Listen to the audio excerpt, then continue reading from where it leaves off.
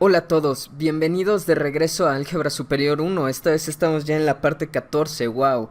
En el capítulo pasado vimos qué onda con las relaciones de equivalencia y las clases de equivalencia, y probamos ahí un teorema que era una equivalencia de tres cosas, que dos elementos son equivalentes y solo si sus clases de equivalencia son iguales y solo si sus clases de equivalencia no se intersectan, perdón. Y eso estuvo muy cool. Y bueno, vamos a ver hoy qué onda con cómo las clases de equivalencia se pueden interpretar de otra manera, que es a lo que les llamamos las particiones. Entonces vamos a empezar con ello. Primero, el concepto de particiones surge de algo exactamente igual que lo de las clases de equivalencia. Nosotros queremos decir, bueno, yo quiero separar a todos los que son por ejemplo, todos los que tienen zapatos rojos, de todos los que tienen zapatos verdes, de todos los que tienen zapatos azul. Y entonces al conjunto de alumnos o de personas ahí, los separamos en tres conjuntos. El conjunto de los que tienen zapatos azules, el conjunto de los que tienen zapatos rojos y el conjunto de los que tienen zapatos verdes, suponiendo que nada más hubieran esos tres colores de zapatos ahí, ¿no? Entonces separamos en tres, entonces partimos al grupo en tres. Y también lo que decíamos era que a lo mejor para alguien puede decir, bueno, es que para mí todos estos son equivalentes, todos los que tienen zapatos azul son equivalentes, todos los que tienen zapatos verdes son equivalentes. Entonces una partición va muy de la mano con una clase de equivalencia. Y según el teorema que probamos la vez pasada, vamos a tener que justo las clases de equivalencia van a formar una partición de nuestro conjunto. Entonces, pues, sin más por el momento, vamos directo a la definición. Entonces, sea un conjunto P de partición, igual a... P en sí es un subconjunto de la potencia de A. Es decir, una familia de subconjuntos de A. Déjenme decir que A no sea vacío para no tener problemas con eso. Entonces, P lo podemos escribir así, o también a algunas personas les gusta poner como unos X subconjuntos de A o XY, tal que Y está en Y. Entonces, esta notación de que Y está en Y, como que estamos diciendo que esta Y mayúscula es un conjunto de índices.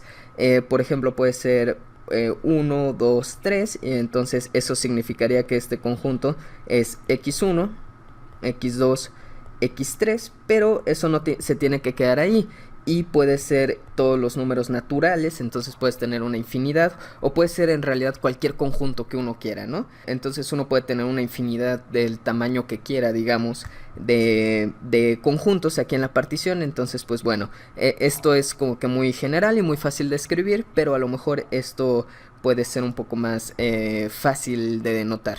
Pero bueno, ¿qué tiene que cumplir la partición? Primero, el vacío no puede estar en la partición, ¿sí? Si nosotros partimos algo, quisiéramos que cada una de las partes fuera no vacía, ¿no? Porque si no, no es una parte real, podríamos pensar. Número 2, si XY se intersecta con XJ, entonces XY es igual a XJ para todos XY y XJ en P. ¿Sí? Sí, entonces, ¿qué es lo que estamos diciendo aquí? O bueno, esto lo podemos escribir así, o lo podemos escribir como X intersección XJ es vacío, o XY es igual a XJ. Entonces, lo que les comentaba de que nosotros queremos tener o todo o nada, ¿no? Nosotros queremos tener o bien que se intersecta todo, o sea, que son exactamente iguales los conjuntos, o que no se intersectan nadita, que son ajenos. Y por último, nosotros queremos tener que la unión, le voy a poner así, la unión con I en I de los XYs, es decir, que si nosotros unimos a todos los XYs que tenemos, entonces nosotros recuperamos a todo el conjunto. Es decir, no solamente el vacío no está en la partición, es decir, no tenemos una partición vacía, sino que todos los elementos de A están en algún elemento de la partición. Entonces, ¿cómo se va a ver esto? Pues se va a ver como que aquí está A, y entonces aquí nosotros partimos bien, ¿no? Este es x1, este es x2, este es x3, este es x4, este es x5, y cuando los unimos a todos, volvemos a obtener a todo A, ¿sí? No dejamos a ningún elemento fuera. Y además no tenemos una cosa así que sea como x1 y aquí x2, ¿no? No se intersectan, están bien separaditos. Si son distintos, entonces están separados. Entonces, pues una partición, un ejemplo de partición que podemos tener, por ejemplo, es la de pares contra impares. Entonces, si A, digamos, es todos los enteros, entonces nosotros podemos tener a P igual a el conjunto de los pares, o le voy a poner N tal que N es par, y al conjunto de los impares, N tal que N es impar. Entonces aquí nosotros partimos a todo el conjunto Z en dos cachos, el de los pares y el de los impares. ¿Cumple todos? Pues sí, porque tenemos nada más dos elementos, ninguno de ellos es vacío, no se intersectan y la unión de todos los pares con todos los impares da todos los enteros. Entonces, pues eso está muy bien. Ahora, un teorema diagonal corolario que tenemos de lo que probamos la vez pasada es que, teorema, si esta es una relación de equivalencia, es de equivalencia y definimos, entonces este es teorema pero también es definición. Definimos, entonces nosotros le vamos a poner P de partición y como subíndice a la relación de equivalencia y a esto también lo suelen denotar como A entre la relación de equivalencia. ¿Y qué quiere decir? Que como que a lo dividimos en cachos según la relación de equivalencia, por eso se pone como dividido y a veces le llaman A módulo la relación de equivalencia o simplemente A entre la relación, y esto se va a definir como todas las clases de equivalencia tales que A está en A. Entonces nosotros partimos A según todas las clases de equivalencia y pues el teorema lo que va a decir es que P sub la clase de equivalencia, la relación de equivalencia es partición. Y pues si vamos a tener esto va a ser cierto, ¿por qué? Pues número uno, probamos, o sea, nosotros tenemos que probar que las tres propiedades de clase de equivalencia se cumplen, ¿verdad? Entonces, nosotros en una observación vimos que para todo A, en A, siempre A está en su propia clase de equivalencia, por lo tanto, ninguna es vacía. Entonces, pues el vacío no está en la partición que definimos, porque todas estas nunca son vacías, ¿sí? Número 2, entonces aquí si usamos el teorema de la sesión anterior, pues nosotros teníamos que si dos clases se intersectan, entonces son iguales, que es exactamente lo que pide probar la condición 2 aquí, ¿verdad? Si dos se intersectan, entonces son iguales. Entonces, pues esto va agarrando forma. Y por último, ¿por qué la unión de todas, entonces le voy a poner así, es igual a A? Pues porque si A está en A, entonces A está en la clase de A, por lo tanto A está en la unión de todas. Saben que mejor le voy a poner aquí A0 para no confundir. Entonces A0 está en la unión de todas, ¿sí? Porque en particular está en la que la une a él mismo. Entonces nosotros tenemos que A es un subconjunto de esta unión. Y además, claramente cada uno de estos es un subconjunto de A. Por lo tanto, la unión de todos es subconjunto también de A, ¿sí? Si todos los uniendos son subconjuntos de A, entonces la unión completita es subconjunto de A también. Eso sale directo de la definición. Entonces nosotros ya tenemos los 3 puntos y obtenemos ya este teorema. Entonces eso está muy cool, porque si nosotros tenemos una relación de equivalencia, nosotros podemos definir una partición a partir de ahí. Entonces como que las relaciones de equivalencia se relacionan con las particiones de una forma chida. Pero la pregunta a lo mejor puede surgir, ¿será que si nosotros tenemos una partición podemos definir a partir de ella una relación de equivalencia que sea buena? Y la respuesta es que sí. Entonces esto va a ser también un teorema diagonal definición, igual que el anterior, que va a decir que sea A un conjunto y P una partición. Definimos entonces a una relación que se va a llamar relación sub P de A en A, claramente, tal que A se relaciona con B a través de esta relación P si solamente si existe un X en P o sea, un elemento de la partición, un cachito de la partición, tal que A y B, los dos están en X, ¿sí? Entonces, dos van a estar relacionados con esta relación si solamente si existe un elemento de la partición en la que los dos están metidos. Es decir, nosotros tenemos aquí a A, nosotros tenemos aquí a nuestra partición X1, X2, etc. Entonces, vamos a tener que A está relacionado con B si A y B están los dos en el mismo cachito. Entonces justo es como cuando decimos, bueno, es que nosotros partimos a todos los niños de este lado y a las niñas de este lado.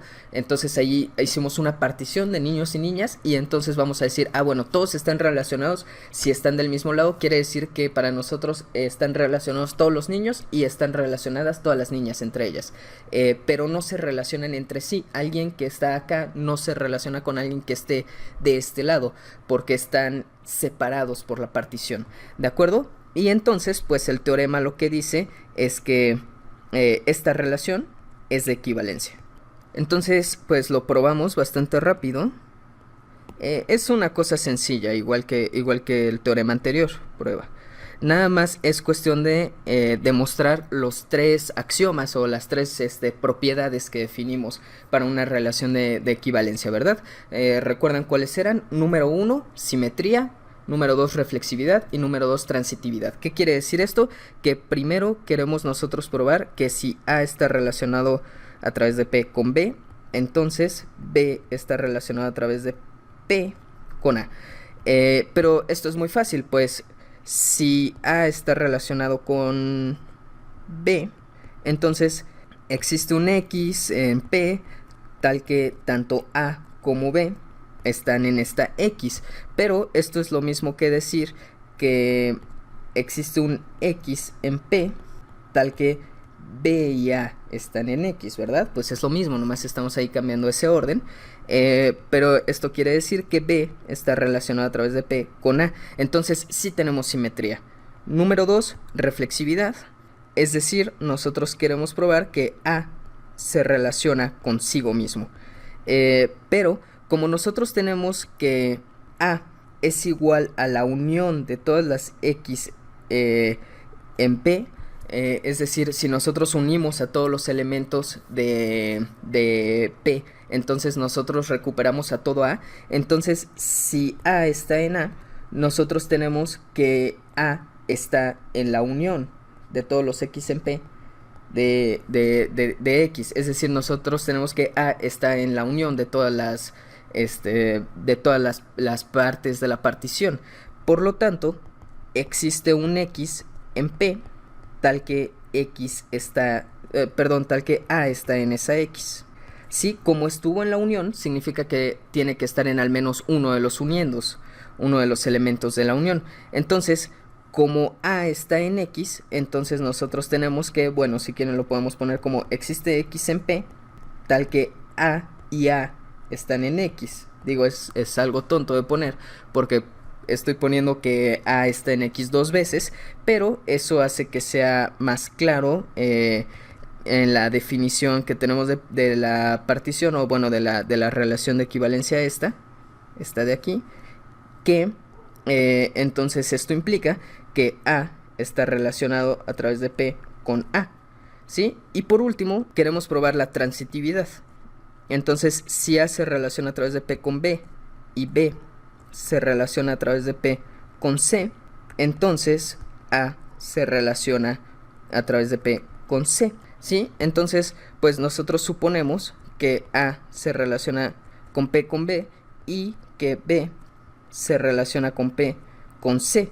Entonces, ¿qué es lo que nosotros tenemos? Pues para empezar, tenemos que existe un X1 en P tal que A y B están en esta X1, ¿verdad? Eso por esta de aquí. Pero además nosotros tenemos que existe un X2. ¿Por qué le estoy poniendo X1 y X2? Porque nosotros no podemos asegurar aún que estas dos sean la misma, ¿sí? Puede que sean distintas.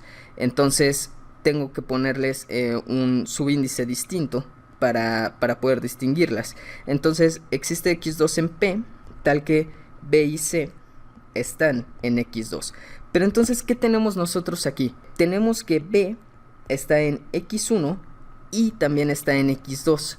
Entonces nosotros tenemos que x1 intersección x2 es distinto del vacío, ¿sí? Pero si recuerdan por el axioma 2 de la definición de acá, nosotros tenemos entonces que si la intersección de 2 no es vacío, entonces tienen que ser iguales. Entonces nosotros tenemos que, por lo tanto, x1 es igual a x2. Digamos que a esto le ponemos ya x. Por lo tanto, por lo que tenemos aquí y acá, nosotros tenemos que A está en x, B está en x y C también está en x, ¿sí? Entonces esto es como definición.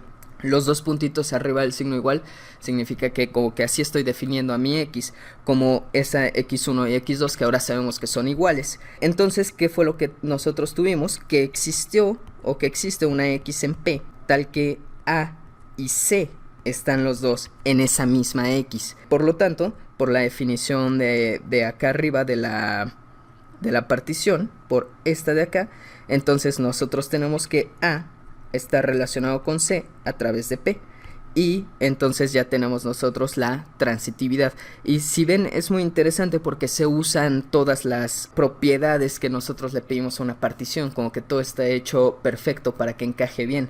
Entonces lo que nosotros vamos a tener últimamente es que a partir de una relación de equivalencia se puede definir una partición. Y a partir de una partición se puede definir una relación de equivalencia.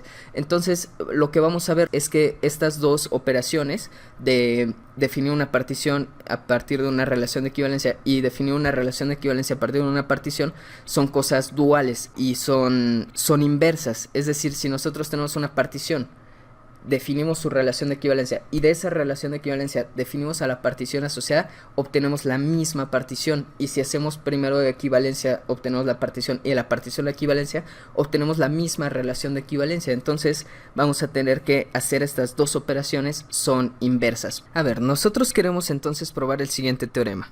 Sea A un conjunto y sean esta una relación de equivalencia y P una partición de A. Entonces, número 1, la partición asociada a la relación asociada a la partición, ¿sí? O sea, a la relación a la partición nosotros le asociamos la relación asociada a la partición y luego a esa relación que obtuvimos nueva le asociamos la partición relacionada a ella, es igual a la partición original, ¿sí?